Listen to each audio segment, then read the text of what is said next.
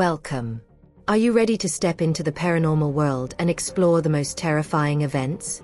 Let's dive into this spine-chilling journey. So, how strong is your courage? The Haunted Nurse. The story is quite lengthy, so I'll summarize it as best as I can. For about 1.5 to 2 months, I underwent serious treatment in a psychiatric ward for women. I was under observation due to trauma, depression, and self-harm issues. I would experience depressive episodes from time to time. One evening, after taking my medication, I went back to my bed.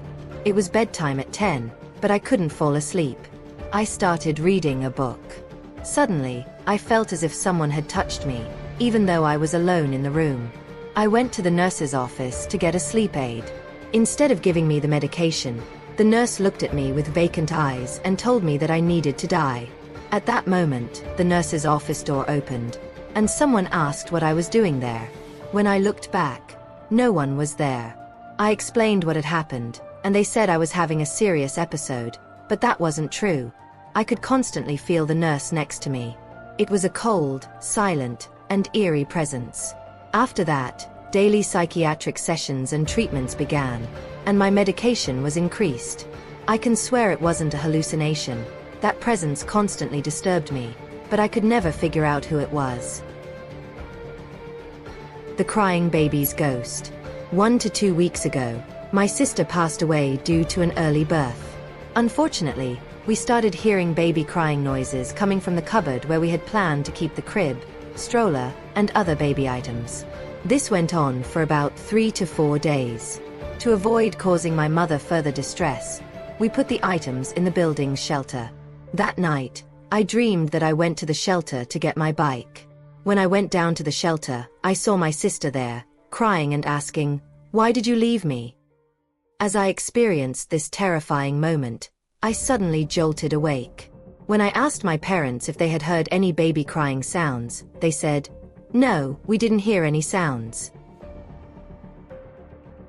The earthquake's echo. You might remember the rumbling sounds heard after the Istanbul earthquake. I heard the same sounds. I went out to the balcony. The weather wasn't actually cold, but I suddenly felt a chill and started shivering. I began trembling and had trouble breathing, and I wanted to call out, but my voice wouldn't come out. It was around 4 or 5 o'clock. At that moment, I felt like I was provoking them. I took my phone and decided to record the sound to send to my friends. However, the video was filled with rumbling and rustling noises. I realized things were getting out of control, but I was determined to capture it, so I recorded the video and then went straight to sleep. However, when I woke up in the morning, I couldn't remember anything. When I showed the video to my family in the morning, I saw in the footage, recorded around 1:30 to 1:45, a few dwarfs in colorful clothing in front of the balcony railing.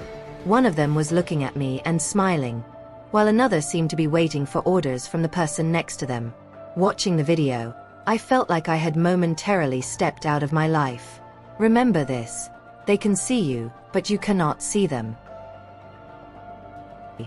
Don't look under the bed. Look everywhere in your room. Check the closet, behind the closet, and even the window. But never look under your bed, because they don't like it at all. 5. Story. The dog's tragic end.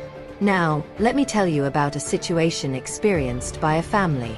This family consists of 3 people: the mother, father, and their daughter.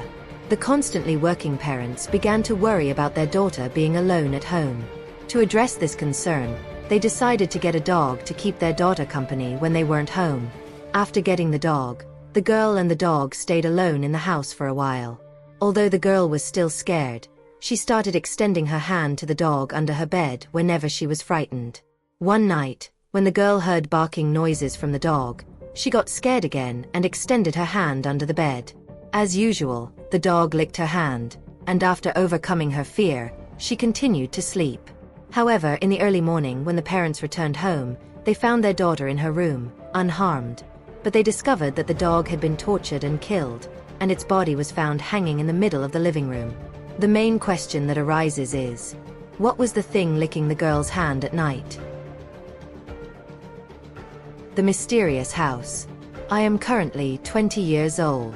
When I was 15, my family and I used to go back and forth to the village.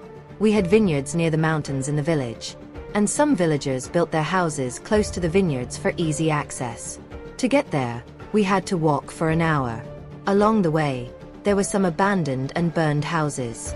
Sometimes, sounds would come from these houses. Some people would dare to enter them, but I was never one of them. I was very afraid of such situations. My uncle, on the other hand, was the exact opposite. One day, we were walking towards the mountain, and we passed within about 100 to 200 meters of one of these houses. At that moment, my uncle said, "Do you see that house? It has a story. I can't even approach it." When I asked why, he told me, the house burned down with a family inside, and they couldn't even find the remains of the family. He added that if anyone got too close to this house, they would try to convince them not to enter. At that moment, a white light was reflecting from the window of the house. Since then, I haven't passed by there again. The mysterious house. Now, let me tell you a story that happened to me.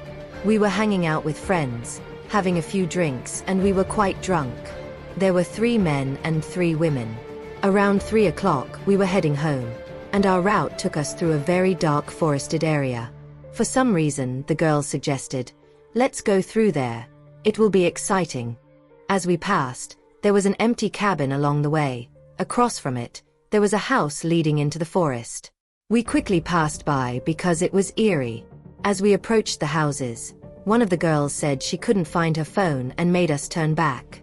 At that moment, we were passing by the cabin, and we searched for the phone. The sound was coming from the cabin. Since we were all scared, we went in together to get the phone. Inside, we saw someone watching us from the window of the cabin. We quickly left and went back home. The next day, when we got together again, the girls were acting a bit differently. When I asked about the previous night, they said, "We stayed at a friend's house all day yesterday." The haunted house.